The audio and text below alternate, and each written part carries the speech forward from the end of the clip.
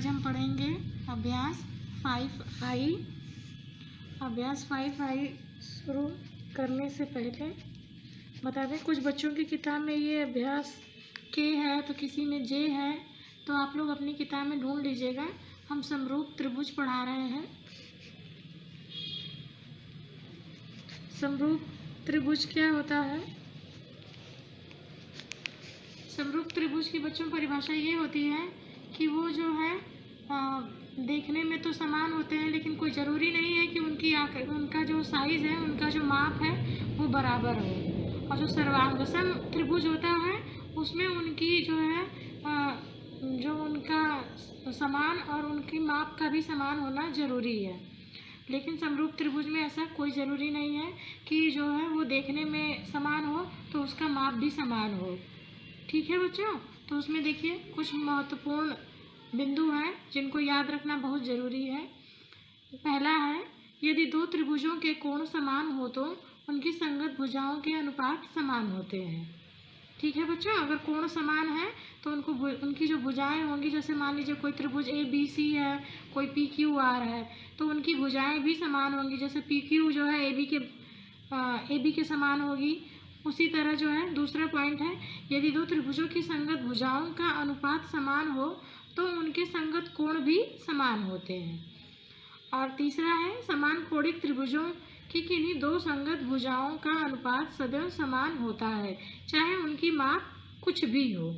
तो हम सवाल लगाएंगे तो आपको समझ में आ जाएगा।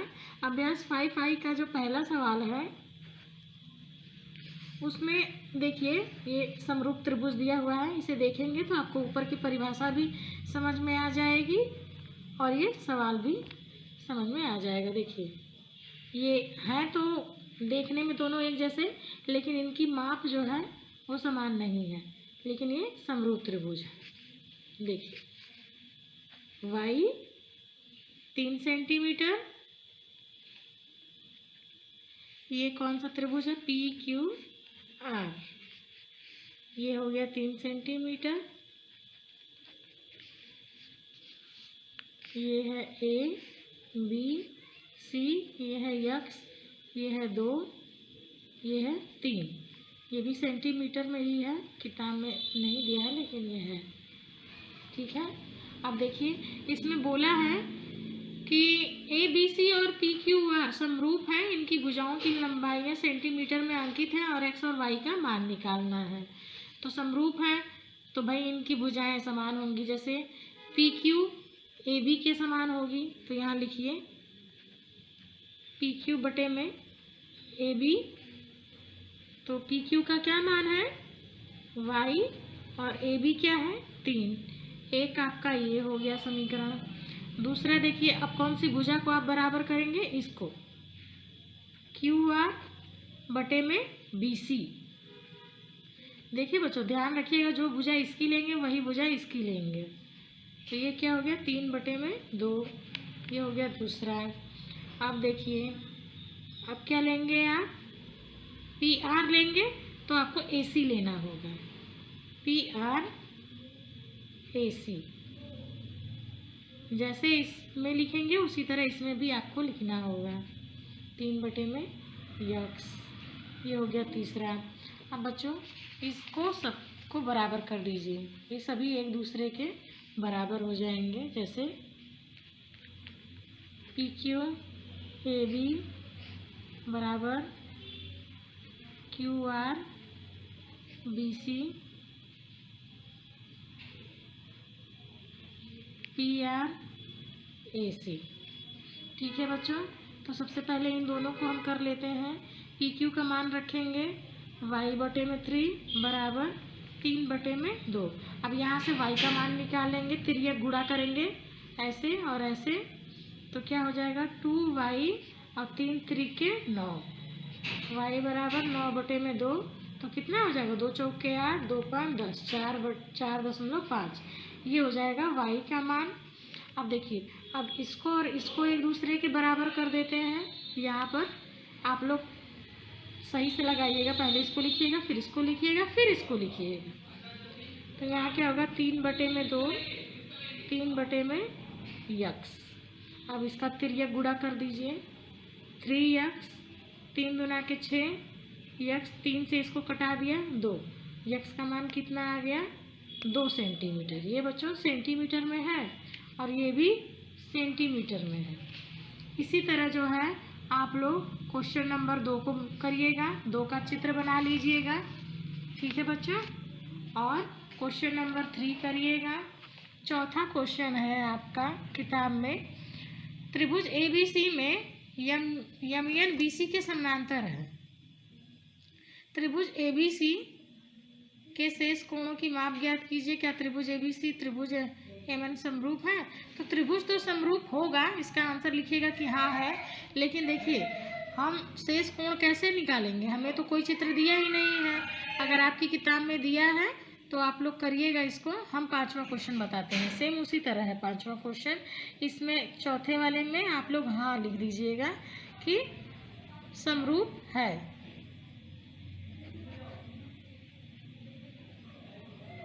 हाँ समरूप है चौथे का। अब 5वें में आप करिएगा। 5वें का चित्र हम बनाते हैं, इसमें कोण निकालेंगे। अगर इसी तरह आपकी किताब में चौथे क्वेश्चन में दिया होगा तो आप लोग निकाल लीजिएगा, मेरी बुक में नहीं दिया है। ये हो गया 88, ABC, MN, ये है 30 अंश। इसमें दिया है कि यदि यम तथा n क्रमशः AB और AC के मध्य बिंदु हो तो भुजा BC और MN का अनुपात ज्ञात कीजिए। तो देखिए BC और MN का अनुपात क्या होगा 2:1, क्योंकि मध्य बिंदु है, ठीक है। तो अनुपात क्या हो जाएगा 2:1, यही इसका आंसर होगा। और अगर कोण पूछे तो बच्चों समरूप त्रिभुज है तो जो कोण ये होगा MN का वही कोण इसका भी होगा, तो यानी ये भी 30 अंश हो जाएगा। अब जो कोण ये होगा वही कोण ये भी होगा। तो इसको कैसे निकालेंगे, त्रिभुज के अंतः कोणों का योग कितना होता है 180। त्रिभुज के अंतः कोणों का योग 180 अंश। तो यहाँ क्या हो जाएगा 88 धन 30 धन यक्स, ये यक्स है, इसको यक्स हमने मान लिया है 180 अंश। अब 88 में 30 जोड़ेंगे तो कितना हो जाएगा 118। और इसमें से घटा दीजिए 2, 7 में से 1 गया 6, 0, यानी 62 अंश। तो इसका आंसर हो जाएगा 62 अंश। यहाँ पर हम क्या कर देंगे 62 अंश, x का मान हमारा 62 अंश आ गया, ठीक है। ऐसे इसके अंतःकोणों का योग निकालेंगे अगर समरूप त्रिभुज है तो, ठीक है। अब देखिए अब जो है 7वां क्वेश्चन है, इसमें भी दिया हुआ है कि ABC त्रिभुज PQR समरूप है, यदि हाँ तो कारण बताइए। चित्र में देखिए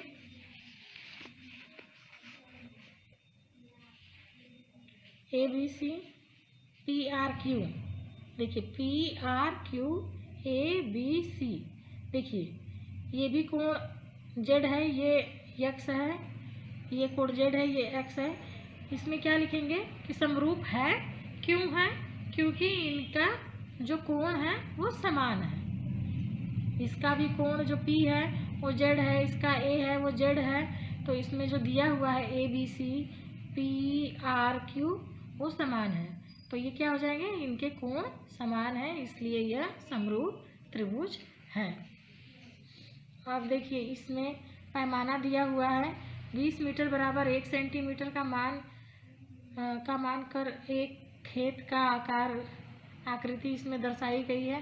ये जो इसका 1 सेंटीमीटर है वो जो है 20 मीटर के बराबर होगी। 2 त्रिभुज आपको बनाने हैं, एक को 20 मीटर 1 सेंटीमीटर वाला मान करके, यानी 13 का 20 में गुणा कर देंगे, इसमें 5 का 20 में गुणा कर देंगे, इसमें 12 का 20 में गुणा कर देंगे। जो आएगा उसको एक त्रिभुज बना करके लिख लेंगे आप। और एक त्रिभुज में क्या करना है आपको, इसमें 13 में 40 का गुणा करना है, इसमें 40 का गुणा करना है, इसमें 40 का गुणा करना है और एक त्रिभुज बना देना है। तो 2 त्रिभुज आपके बन जाएंगे, दोनों आपके समरूप त्रिभुज होंगे। आप लोग उसको कर लीजिएगा कॉपी में। अब जहाँ भी ना समझ में आया हो तो आप लोग फिर पूछिएगा और उदाहरण ज़रूर लगाइएगा किताब का। देखिए इसमें उदाहरण दिया हुआ है, ये इस क्वेश्चन को आप लोग कर लीजिएगा। क्रियाकला 3 अपनी कॉपी में, और एक ये है 4। ठीक है बच्चों, अब ये अभ्यास ख़त्म होगा। हम 6वां बाद में पढ़ेंगे, सबसे पहले 7वां शुरू करेंगे। तो अब हम आगे कौन सा अभ्यास पढ़ेंगे, 7A।